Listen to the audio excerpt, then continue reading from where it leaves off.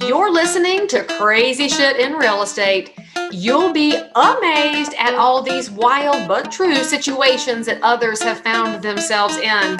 Because on this show, you'll hear uncensored, unbelievable stories from the world of real estate. I'm Leigh Brown. Let's dive right in. Before you get the rest of the story, I'd love to share a quick message from today's sponsor. This episode is sponsored by Follow Up Boss, one of the leading CRMs, client relationship managers for residential real estate.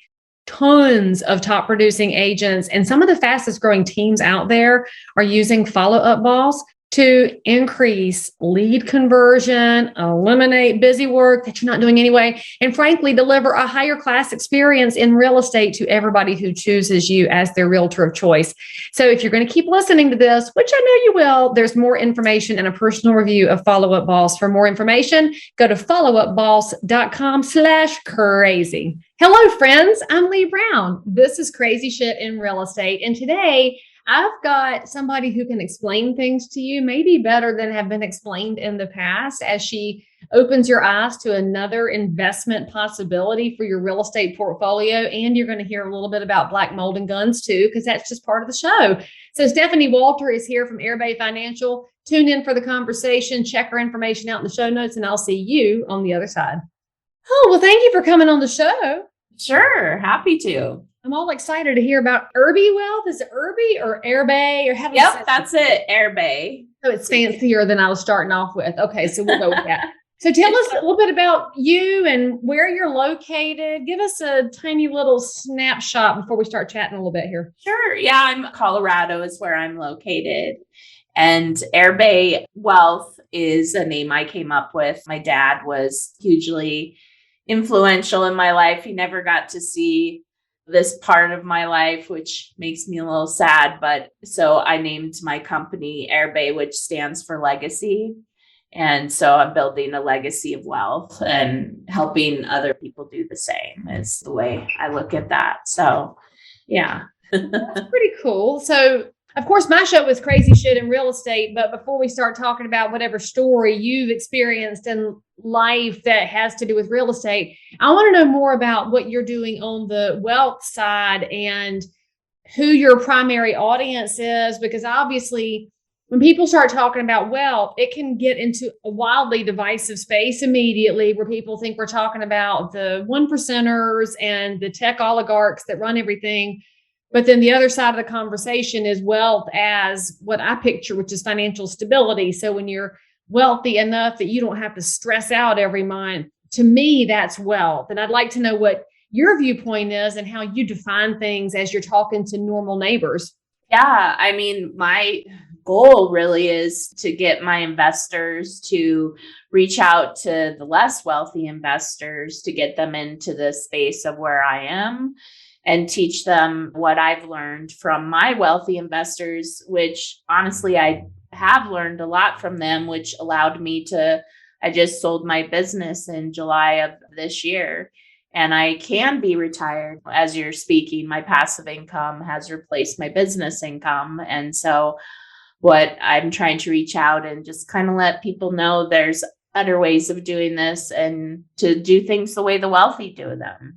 Right. And I love what you're talking about there, which is this whole mentoring space of you get around some people who have been wildly successful and their number one goal in life is to pour into somebody else and say, I did it and you can. I think it's the Robert Kiyosaki kind of method because Rich Dad, Poor Dad, he is always and forever trying to get somebody else to ask questions, think differently, and go try it. And that's what you're describing as well. So when you're talking about passive income, tell me in what angle you're looking at passive income. Is that muni bonds with that double tax-free income? Is that dividends from blue chip stocks? Is that real estate? How do you define that passive income? Yeah, I mean, for me, I got into the syndicated space. I did my own syndication by myself in 2018, then realized I never ever wanted to do one by myself again. So I partnered with my partner, who is a genius, and I love him. And he's very good at finding the deals, vetting the deals, operating the deals, and I am the money raiser. And so that's we're on our 8th deal together that will be closing before the end of the year. And so it just works for us. We both have the same values that we want to really help our investors are number one. And that's just the way we look at it. Okay, Stephanie, you're talking in generalities here. So I'm going to start to hammer you with some questions because my audience is not just real estate people. It's also normal consumers. And you also have some realtors and some random people who have wandered into the podcast because they love the crazy stories. So define for them what a syndication is and what exactly you're talking about in this space, because in my life and in your life too, it's easy for us to go fast tracking into our vocabulary and our space. And somebody around us is like, and then they miss out on what could be life-changing for them. So give us a definition of syndication, why you wouldn't do it by yourself, and talk to us about how you pick a partner. Just go with those little directions for me. Yeah, no, syndication is, I didn't know what it was either until I I was 45. I was invited into a boot camp. I'd owned a business, but I'd always loved real estate. So I invested in little real estate here and there. But I was invited into this boot camp where they explained a syndication, which is essentially a group of professionals, not a huge group. I mean, myself and my partner, it's just two of us. We find a deal, a really great deal. We look through hundreds of deals and do all the due diligence on them. Then once we get the property under contract, then that's when we invite our investors to come in. And our investors are passive investors, truly passive, like they don't ever have to worry about getting a call at 2 a.m. in the morning. That's truly passive income. So they invest their money into this deal, which is called a syndication. And then they receive monthly passive income from the property. And then once we go in and make it better, then we sell it and the investors get their large returns at that time. Our goal for my partner and I is we look to double our clients' money in the time that we hold it. And usually that's between 3 and 5 years. So somebody says, hey, Stephanie, I'm going to let you use $100,000 of my cash to be a part of this giant apartment building. And what you're describing here is that apartment building is in less than perfect condition. So we're getting something that we would call a value add in the business. Is that correct? So that you yes, mostly that's what we strive to do. But we've been kind of, just because things have been a little different and very, very competitive, super competitive. I love my partner because he's from Florida. He has 35 years of being a commercial broker there. So he already has the framework in place to find the off-market deals. So yes, usually value add, which would mean something not too old. We don't like to buy anything prior to like 2000. Oh, okay. And then we really know our markets in Florida. And that's why currently we're going to be closing on a property that'll be our fourth acquisition in Tallahassee. So we really know our markets, and that's meant a lot to us to do well by our investors. Look, I went to Florida State before the time frame in which you buy houses, and I don't even recognize Tallahassee with the amount of growth that's happened down there. And I don't know what these people are doing, paying for these nice apartments for their college kids. College kids should live in a rat hole because that's what you learn from. Yeah. But anyway, they live in nicer places than we did. And we were hanging out at Stetson's on the Moon on Friday and Saturday nights. But anyway, when you're talking about these buildings and you're going to bring somebody a return in 3 to 5 years, who is buying these from you? Are you selling these to hedge funds, or do you sell it to other mom and pop investors? Do you sell it to another syndication? Who is the ideal target for this property that you've brightened up and improved the rents on? It can be anyone in this market right now. It's just so competitive. So it could be institutional. We kind of sit in a space where we're not super huge.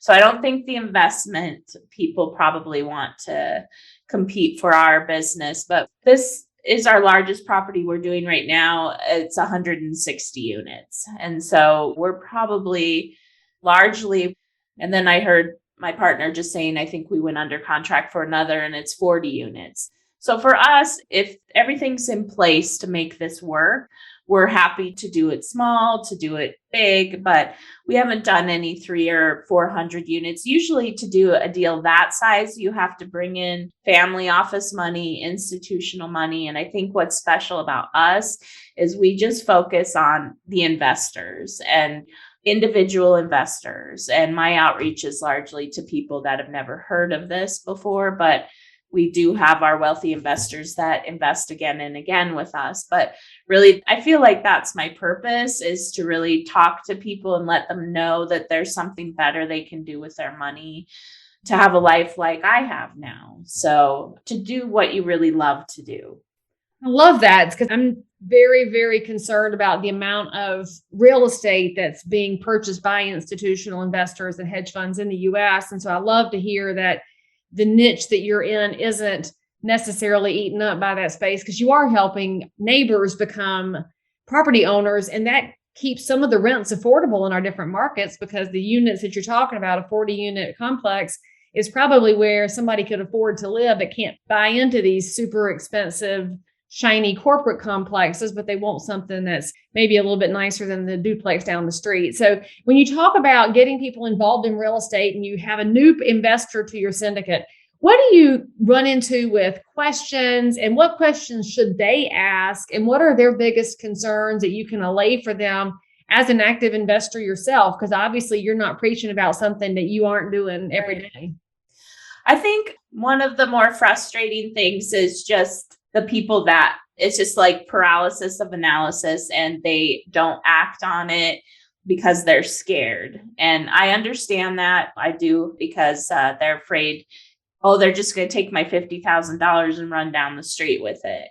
But I think what's really important when you're working with syndicators is to find out their track records. Now we have a really significant track record of 8, we're working on our 8th project together. But I think what also I tell people to ask, investors who come to me and ask about investing in other deals, I tell them, be sure that you ask about the reporting. Are you going to give them your money and then not hear anything for a year, and then you'll get your distribution paid to you?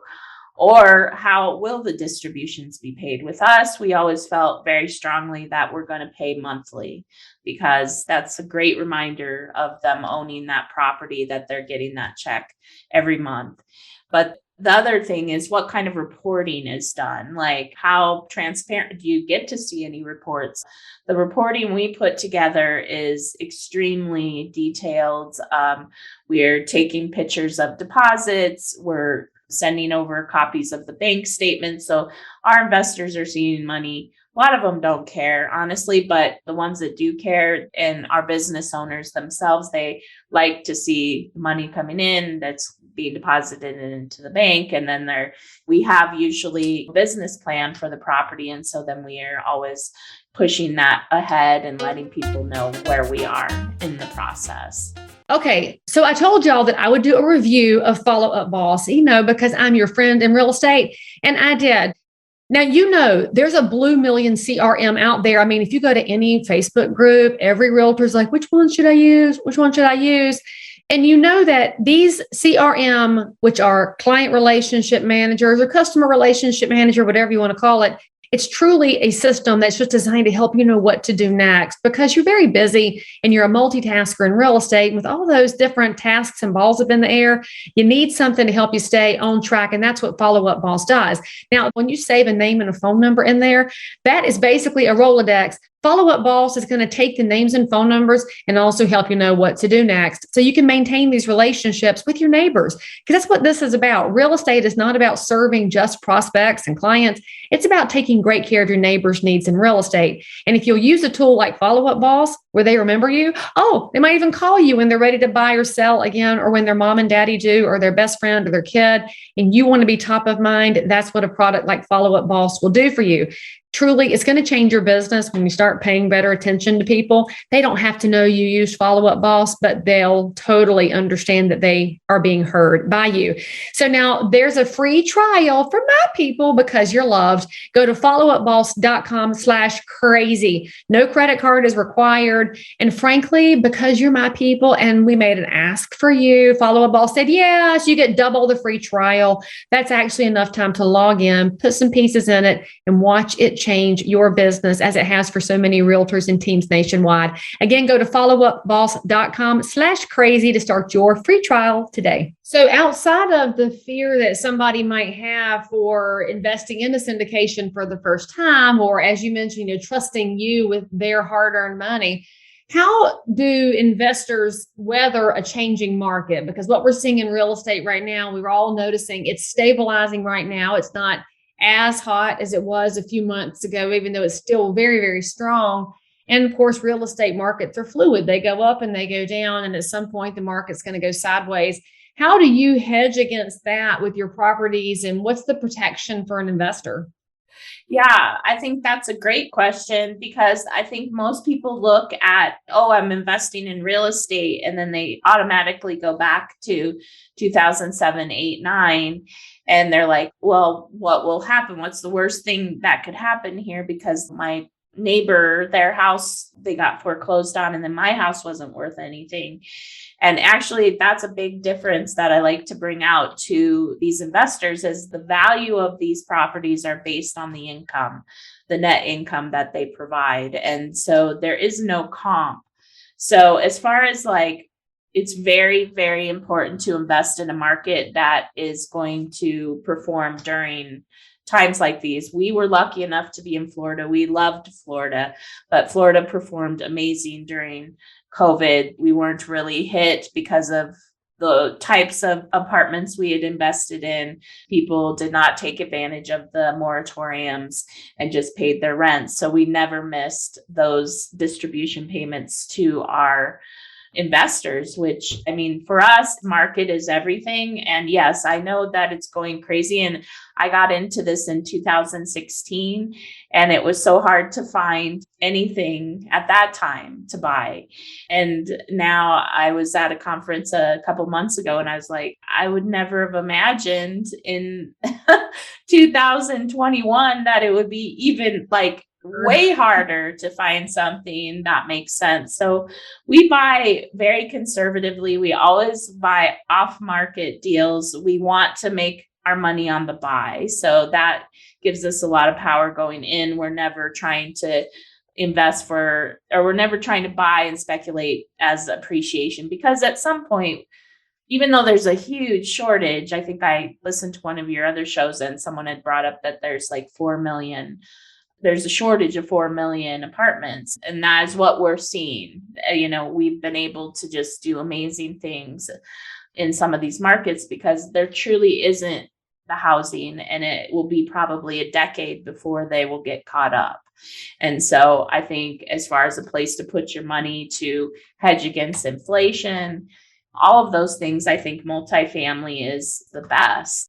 But to go back during that 2007, 8, and 9, I tell people, go on the internet. It's great research that you can do, is that really all rents did during that time were they sort of flattened, Exactly. So that meant that if you owned in a multifamily space, you're going to get the same distribution paid to you every month. And so it really didn't affect that type of investment. So that's why personally, I have sold all my rental properties. I just sold my last one this year just because I love this type of investing. And also I was tired of being a landlord. So well, I don't know about you, but if it goes back to an era like 7, 8, 9, that's when I'll be able to buy more because I couldn't buy enough back then. I wasn't financially able to, and I was so scared.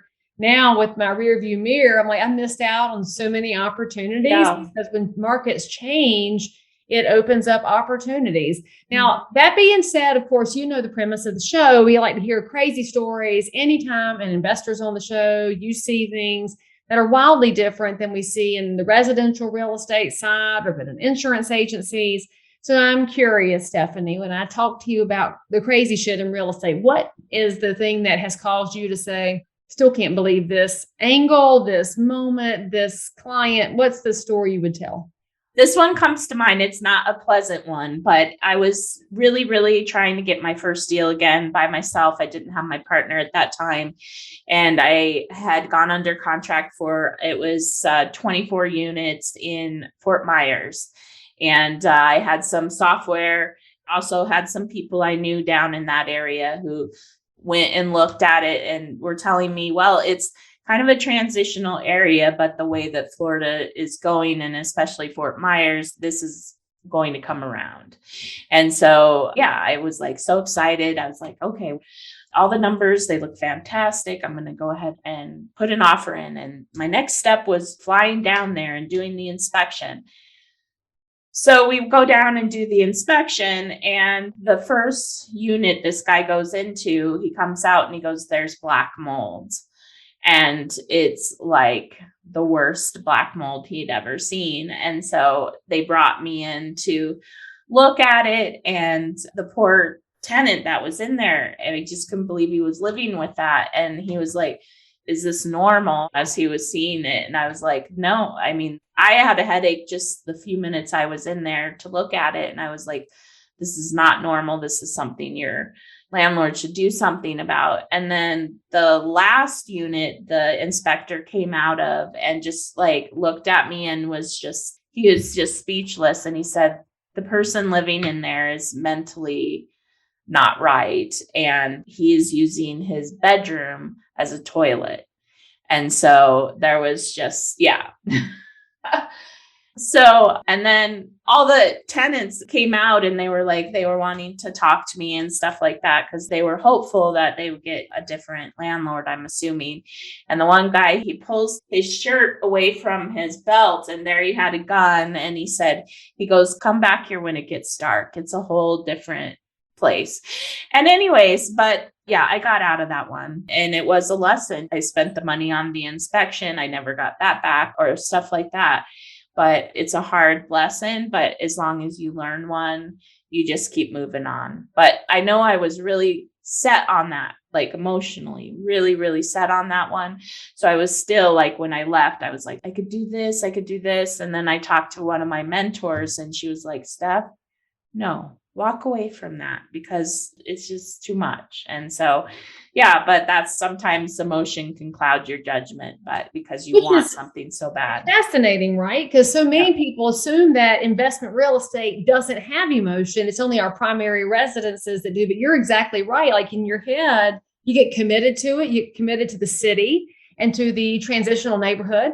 And then you probably felt like you had to save that tenant with the black mold. You wanted to make their living environment better. And all of those things can be done, but it has to fit the financial profile and the risk profile. And it's also why you have mentors to say, I get you on this, but that's not the best place to invest your money. And that's hard. And I don't even think it's hard walking away from the inspection money. It's hard walking away from, man, in my head, I already had this one on my spreadsheet. Yeah, exactly. But it was 100% the right thing to have done. But yes, we do get it. But I guess my segue on that is it's nice to be an investor to where we, the professionals, go through all this digging to find the deal. And that's why when we find one, it's usually quite a jewel. But there's a lot of digging to get to it. Well, and it's also that moment where you say, maybe this investment's not for me, but when you network correctly and go to conferences like you're talking about, there's probably somebody that would thrive on a unit like that, where they like the built-in security and they want to go in and make life better for those tenants. I do think there's a misconception in the public, and the media just makes it 1,000 times worse every chance they get, that landlords are evil. And landlords are not evil. Landlords are housing providers.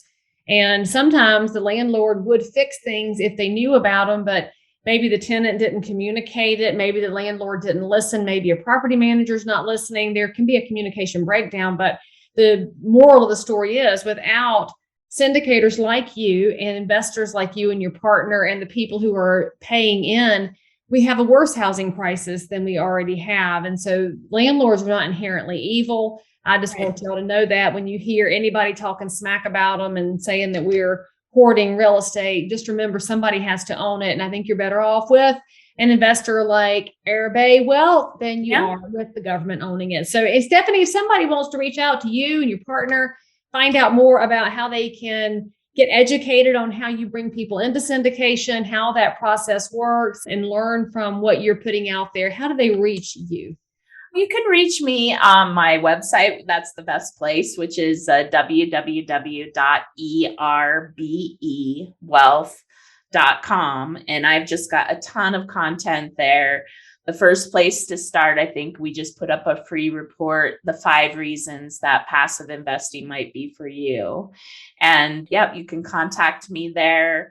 I've got a ton of video. I have a video series there, which are just the most common questions I get from investors. And so that's a great place for the starting investor to go. Love that. So that means if you are watching or listening to this and you're one of those people whose stock market numbers are through the roof because the market's been up and you're ready to look at something different, maybe diversify, maybe just start plowing into some real estate and create a different future for yourself, now's a good time to go check out those resources. I'm going to go check out that top 5 questions for myself because that sounds fascinating. And for those of y'all that still aren't sure what Erbe is spelled like, no stress. All the links are in the show notes for this episode, so you can go find and follow Stephanie on her website. You can find her probably on social media too, but go to the website and get the free content and then reach out to her after you check the free content. That's just going to be my Mama Brown and me telling you, don't be asking stupid questions when your questions might already been answered. And you can be mad if you want to, but am I right, Stephanie? Or am yes. But you might create your more questions after you read her documents. Yeah. And so go check it out. Stephanie, I appreciate you coming on the show and breaking down for us that syndication is actually probably more accessible than a lot of people realize. And now they might even know what it means when they're at a cocktail party. They can more intelligently be a part of that conversation, and maybe they can make this part of their investing future too. So thank you for coming on and doing your dad proud. I know thank you. He's pretty proud of this. I can guarantee it. Thank you. All right, guys, make sure you leave her a nice comment. That's your job. Give me 5 stars. That's your second job. And then tune back in next time here on Crazy Shit, where you're sure to learn something, hear something, laugh a little bit. But regardless, we'll be glad to have you. So we'll see you next time. Okay, now don't forget to go try Follow Up Boss so that your business can continue to expand in professionalism. And then you can meet some more crazy people yourself. I really appreciate Follow Up Boss sponsoring this episode, but mainly I appreciate them for giving y'all double the free trial time with no credit card required. So make sure you go to followupboss.com/crazy and then let me know what you think. I'll see you guys next time. As always, I'm so super thrilled that you joined in for more crazy shit. And if you're a realtor, investor, inspector, lender, or just a regular human being who happens to have an unbelievable story that you need to tell the world about, or frankly, you just need to one-up the story you just heard, then make sure to DM me on Instagram at Leigh Thomas Brown, or tweet me at Leigh Brown, or frankly, any social network where you hang out. I'm there. And if you had some fun, then you totally want to subscribe so you don't miss out on any future episodes.